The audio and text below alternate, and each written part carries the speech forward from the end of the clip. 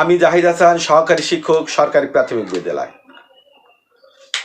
আজকে আবার নতুন ভিডিও নিয়ে আপনাদের সামনে হাজির হয়েছি। আমি তার আগে বলে দিই, আপনার সন্তানকে পরিপূর্ণ মানুষের মতো মানুষ করতে হলে, মেধাবী বানাতে হলে অবশ্যই 2 মাস বয়স থেকে এই করণীয় রয়েছে। আপনার সন্তানকে যদি আপনি ডাক্তার, ইঞ্জিনিয়ার, বিজ্ঞানী, পরিপূর্ণ মানুষ বানাতে চান, তো অবশ্যই আমার ভিডিওগুলো দেখুন আর সেই মোতাবেক আপনার শিশুর যত্ন নিন। আপনার শিশু অবশ্যই মেধাবী হবে।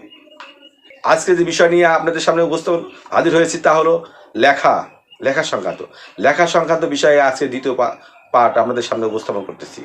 লেখার দ্বিতীয় কৌশল, কিছু কিছু কৌশল আপনাদেরকে আমি শেখাবো, যে কৌশলগুলো রপ্ত করলে বা সেই কৌশলগুলো আপনার সন্তানের জীবনের ক্ষেত্রে প্রয়োগ করলে অবশ্যই আপনার সন্তান লেখায় পারদর্শী হবে এবং দক্ষ হবে। লেখার উপরে আর গত দিনে একটা ভিডিও আমি আপনাদের সামনে উপস্থাপন করেছি। চলুন ভিডিওটি দেখি। এর প্রাক প্রাথমিক শ্রেণীর খাতা। এই খাতায় প্রাক প্রাথমিক শিশুরা লিখে থাকে।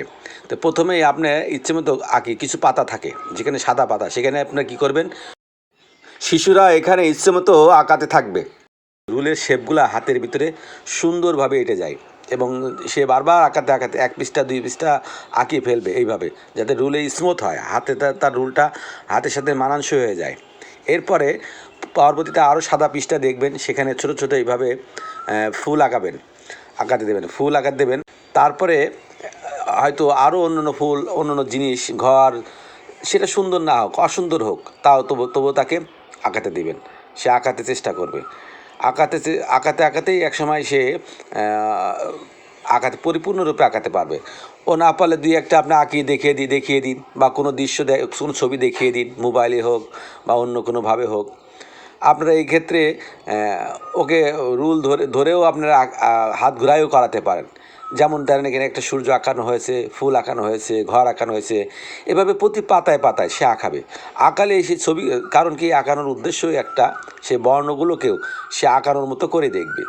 এই যেরকম একটা ফুল, একটা ঘর, একটা পাখি, একটা মানুষ আঁকিয়েছে, এরকম আপনার তার ছবিগুলা, তার বর্ণগুলা, ক খ অ আ স্বরবর্ণ, ব্যঞ্জনবর্ণ, সবগুলা সে নিজেই এগুলাকে ছবির মতো মনে করবে।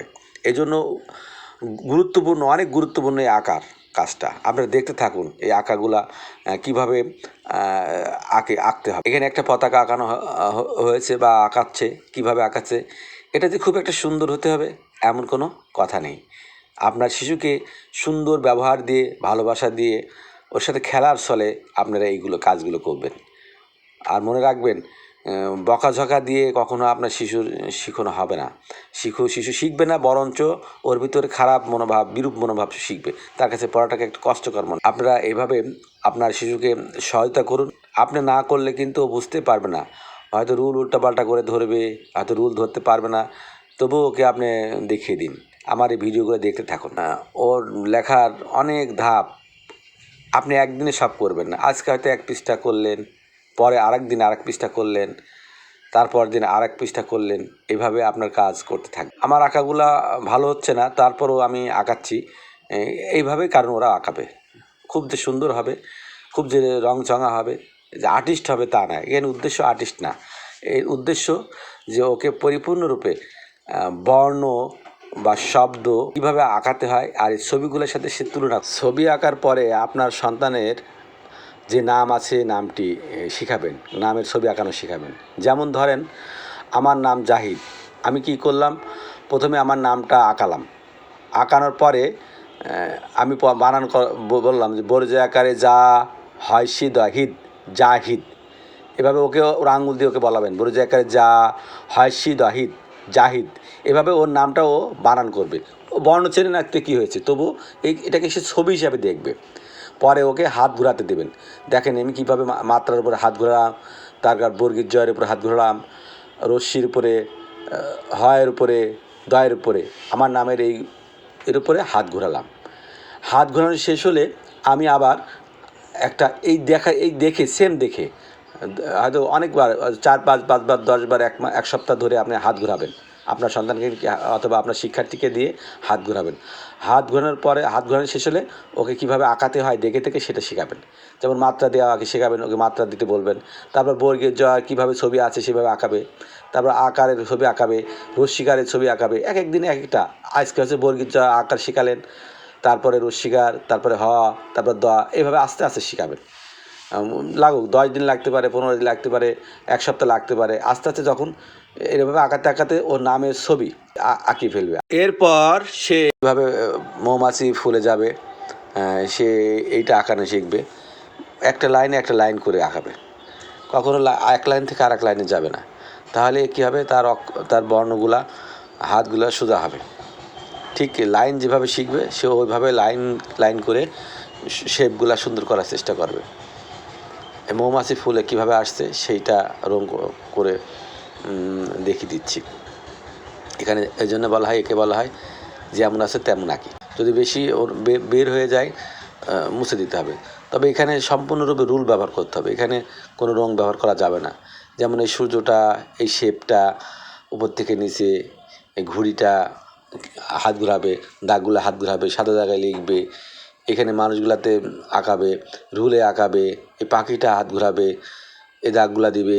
এভাবে সে আঁকাতে থাকবে হাত ঘুরাই ঘুরাই। এখানে যেমন আছে ঠিক তেমন হাত ঘুরাবে এবং ফাঁকা জায়গায় ওরকম ছবি আঁকাবে। আমাদের সরকারি যে খাতাটা, এটা আসলেই অনেক সুন্দর এবং শিশুর মেধা বিকাশে অনেক গুরুত্বপূর্ণ ভূমিকা রাখে, বিশেষ করে লেখার দক্ষতার দিক দিয়ে।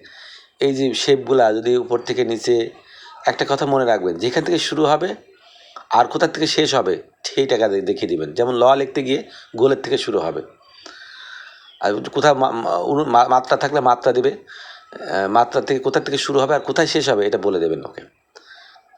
যেমন তালবাসার এখান থেকে শুরু হবে, ওই দাগের থেকে শেষ হবে।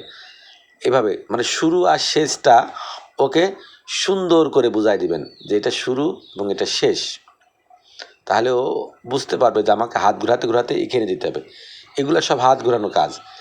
পায়ের উপর হাত ঘোরানো, বিভিন্ন শেপ আছে, শেপগুলোকে হাত ঘোরালে তার হাতগুলো স্মুথ হবে এবং সে বর্ণ লেখার সময় লিখতে পারবে। এরপরে যেগুলো আছে, এই বর্ণ লিখবে। আগে হাত ঘোরাবে, তারপরে ফাঁকা জায়গায় কী করবে, বর্ণগুলা ফাঁকা জায়গায় লিখবে, অনুরূপ বর্ণ।